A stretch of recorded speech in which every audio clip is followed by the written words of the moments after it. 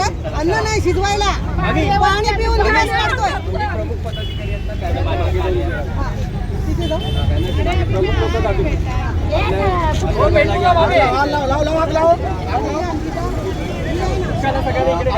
देख सकते हैं नाला सुपारा वेस्ट में जो आंदोलन का चलेगा वहाँ पर एक लकड़ी लगाकर यहाँ पर चालू की गई।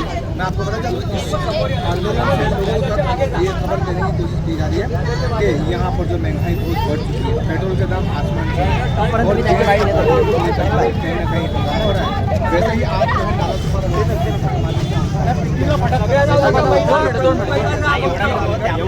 पानी डाल के उसको वहाँ पे रख दिया गया। आप देख सकते हैं काफी लोगों हो पाटर पाटा पेटवा अरे एवढा नाही टोकन पाणी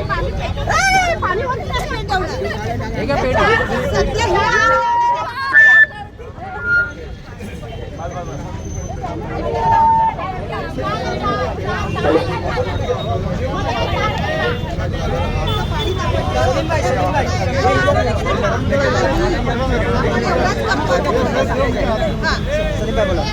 आपल्याकडे ज्येष्ठ शिवसेनेचे पदाधिकारी पहिला पदाधिकारी या सर्व गृहिणी आहेत, महागाईला त्रस्त झालेले आहेत. त्यांच्या काय समस्या आहेत त्या मागून घेऊ. लाडक्या बहिणीने ती गाजर दिलं होतं त्याविषयी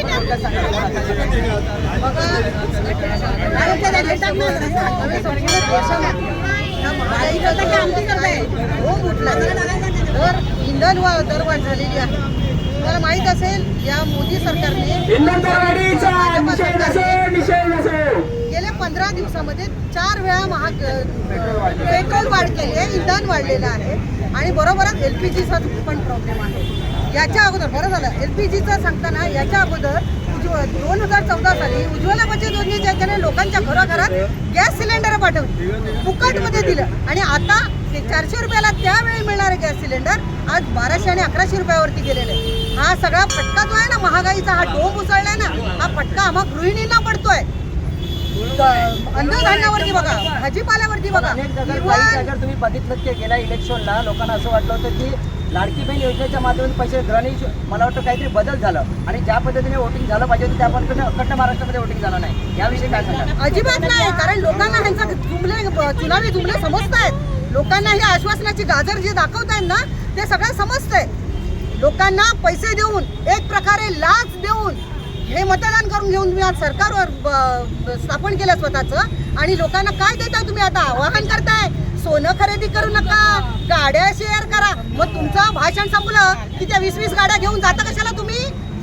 तुम्ही जनतेने निवडून दिलेल्या मतावरती तुम्ही सरकार बनवलंय ना, तुम्ही जनतेचे नोकर आहात.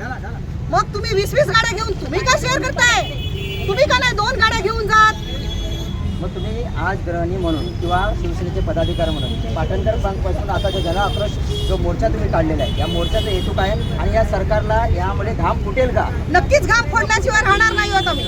कारण हे डोळ्यावर पट्टी बांधून घेतलेलं जे सरकार आहे त्याला ह्या महागाईच्या होरपळाला जनतेचा हा आवाज आहे ना, हा त्यांच्यापर्यंत पोहोचवायचा आम्हाला. म्हणून आज संपूर्ण महाराष्ट्र राज्यामध्ये ठिकठिकाणी हा जनआक्रोश आंदोलनाचा आता ते जे काय चूल पेटवून आंदोलन करण्याचा प्रयत्न करतात, हा 2014च्या अगोदर प्रकार झालेला आहे. नक्कीच याचीच परत पुनरावृत्ती आहे, झालेली आहे. त्यांची आठवण करून देत आहे का? पुन्हा एकदा त्यांनी सांगितलेलं श्रुती इराणी त्यावेळी सिलेंडरवाल्या बाई तेव्हा थैथै नाचत करवत्या, फुटाण्यासारख्या उडत होत्या.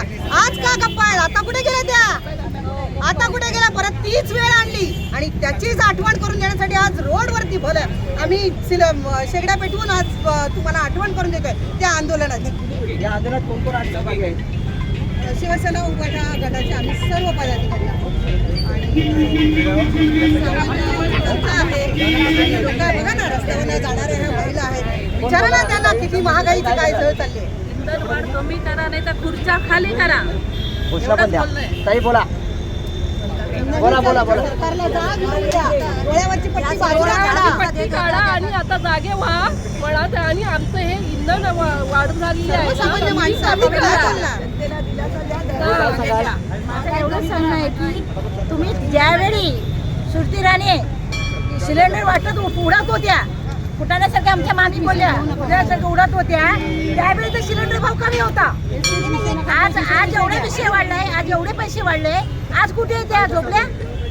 नक्कीच तुम्ही पाहाल की आताच इथे ह्या सर्व भगिनीने एक चूल पेटवलेली आहे आणि इंधन दरवाढीच्या विरोधात ते आंदोलन करत आहेत.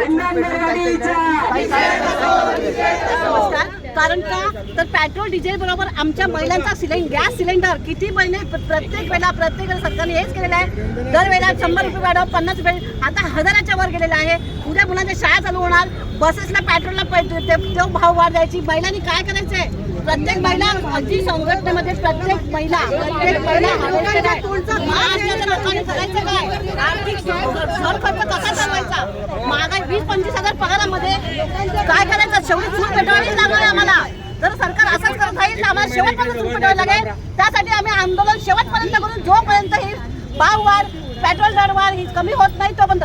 आम्हाला सांगता सायकल घेऊन जा, ट्रेननी जा, स्वतः एका विमानाने एकदा माणूस जातोय किंवा इटलीला जाताय तेव्हा त्यांचा हिशोब कुठे आहे? आणि आम्ही हरपत जनता होरपळतोय. पेट्रोल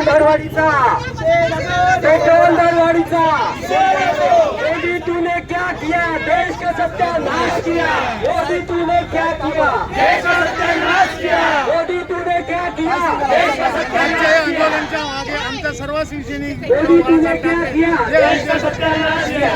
प्रमुख आहेत त्यांच्याच पुरवणी आज हे आंदोलन करत आहोत. आज पुन्हा जनतेला कळलं पाहिजे, भारताच्या बाहेर कळायला पाहिजे. गॅसचा दर आज इतका वाढला आहे की लोकांना आज चूल पेटवणं मुश्किल झालेली आहे. आज लाकडावरती गॅस पेटवून लोकांना जेवण करण्याची वेळ आणलेली आहे. या सरकारला निवडून देताना त्यावेळेला विचार करायला पाहिजे का सरकारने जी महागाई आणली आहे, या महागाईमुळे आज सगळ्यांची रंगा लांब झाली आहे. लोकांना त्रास होत आहे. आज इतका त्रास होत आहे की त्या लोकांना आज काही करता येत नाही.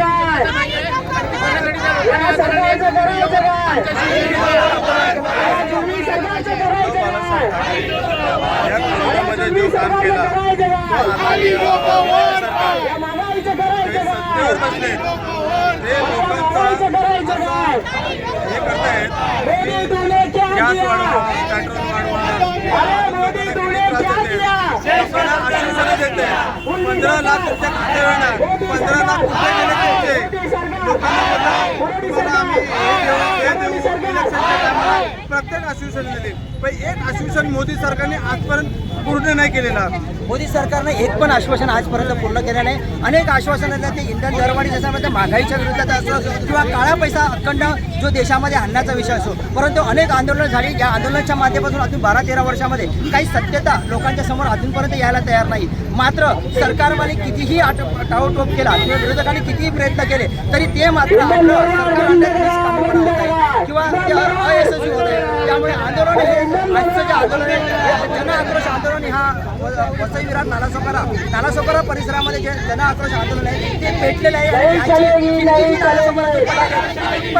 आहे माध्यमातून आता जन आक्रोश आंदोलन 2023-2029 झालेल्या इलेक्शनमध्ये परिवर्तन होईल का, ही वाट पाहणं. जय हिंद, जय महाराष्ट्र. पुढील व्हिडिओ पाहण्यासाठी प्रभात समाचार YouTube चॅनलला सबस्क्राईब करा.